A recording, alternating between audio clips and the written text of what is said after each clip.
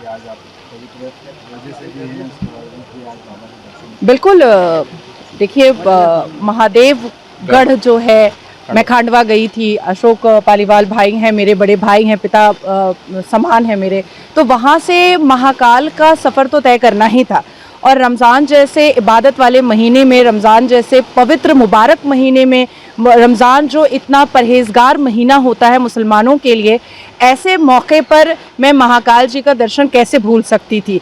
देखिए, एक शुरू से हमें भारत में ये सभ्यता सिखाई गई है गंगा जमनी तहज़ीब की। तो गंगा जमनी तहज़ीब तो हम उसको बिल्कुल नहीं मानेंगे जो औरंगज़ेब के लोग करने की कोशिश कर रहे हैं। औरंगज़ेब की मानसिकता रखने वाले, औरंगज़ेब के पाकिस्तानी मानसिकता को और मुग़ल आक्रांताओं के मानसिकता को ये देश बर्दाश्त नहीं करेगा। बर्दाश्त उनको करेगा जो उस्ताद बिस्मिल्लाह खान के दिमाग के हैं। बर्दाश्त उनको करेगा जो एपीजे अब्दुल कलाम जैसी सोच रखते हैं, जो अपने स्पीच के माध्यम से श्रीमद् भगवद गीता के श्लोक बताया करते थे। आज एपीजे अब्दुल कलाम जी की सारी कही हुई बातों को मैं दोहरा रही हूँ और इस देश के उन मुग़ल आक्रांताओं की औलादों को समझाने की कोशिश कर रही हूँ कि रमज़ान जब बोलते हो तो पहले भगवान राम ही आते हैं, रमज़ान, और उसके बाद फिर आपका ज़ान आता है, अज़ान आता है। तो ये मैंने समझाने की कोशिश की है। और जिस तरीके से कर्नाटका में आरएसएस की इतनी खूबसूरत सभा हुई है और इतने दिनों की सभा बैठक हुई है, जिसमें बांग्लादेश में जिस हिसाब से हिंदुओं के ऊपर अत्याचार हुआ है, जिस हिसाब से पाकिस्तान में हिंदुओं के ऊपर अत्याचार हुआ है, जिस हिसाब से संबल में हिंदुओं के ऊपर अत्याचार हुआ, हालिया में बहराइच पर हिंदुओं पर अत्याचार हुआ, हम मोपला ले आते हैं, बेंगलोर ले आते हैं, कर्नाटका ले आते हैं, हम पश्चिम बंगाल ले आते हैं, हर जगह हिंदुओं पर अत्याचार हो रहा है।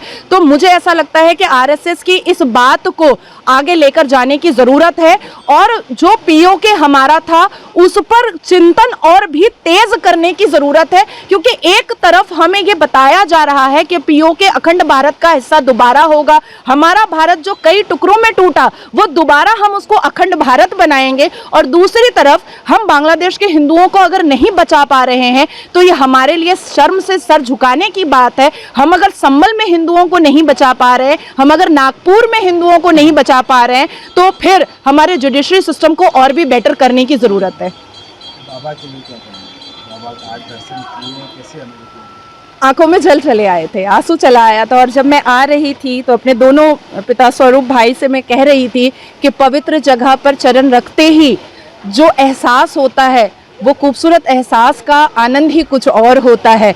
मेरे घर में कई जवान बेटियां उम्रा के लिए भी गई थी मक्का मदीना, पर आने के बाद जो उन्होंने बताया उसके बाद मेरी हिम्मत कभी नहीं हुई कि वर्बल मॉलेस्ट होने के लिए मैं मक्का मदीना चले जाऊं।